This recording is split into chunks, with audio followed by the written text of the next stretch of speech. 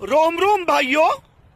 तर मित्रांनो हे भैयाची अशी ऍक्टिंग पाहून मी खूप म्हणजे असं मला आनंद झाला, कारण की जुन्या गोष्टी आठवल्या मला. माझी मम्मी अशी हातपाय धुवायची. मग काय गेलो डायरेक्ट दुकानात, करण शेट गेलो. करण शेटनी आवी शेट म्हणली जरा कलर करायचा होता त्यांची इथं, पण म्हणलं लय कलर न करतो, आधीच काळा आहे मग. ते म्हणलं ठीक आहे चालतंय, काय अडचण नाही.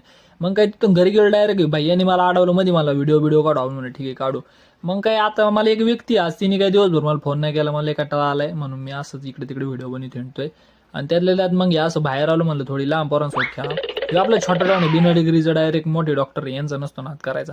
त्याला म्हणलं चल तू ही गाडी देत नाही मला कसं बोध रागानी. त्यातल्या त्यात पावसाचं वातावरण असं बघितलं मला जरा कसं तरी वाटलं, कसं तर नाही लय आनंद झाला. म्हणलं लय पाऊस येणार, यांना घेऊन बसलो म्हणलं पावसात भिजतीन. पहिलं यांनी कसं डोक्याला हात लावलं, जसं की याच्यावर 50 कोटीचं कर्ज आहे, त्याला म्हणलं हात काढतो मला नीट राहा. लय खतरनाक विषय. त्यातल्या त्यात असं वातावरण पहिलं मला आता लय पाऊस येत असतो ना, आला डायरेक्ट धिंगाणा करून टाकला. त्यात मग आता मग आठवण आली, पाऊस आल्यावर मला आठवण येते एका व्यक्तीची, पण काय करू शकत नाही आता. धन्यवाद मंडळ, आभारी. कमेंट करून सांगा कसा वाटला व्लॉग.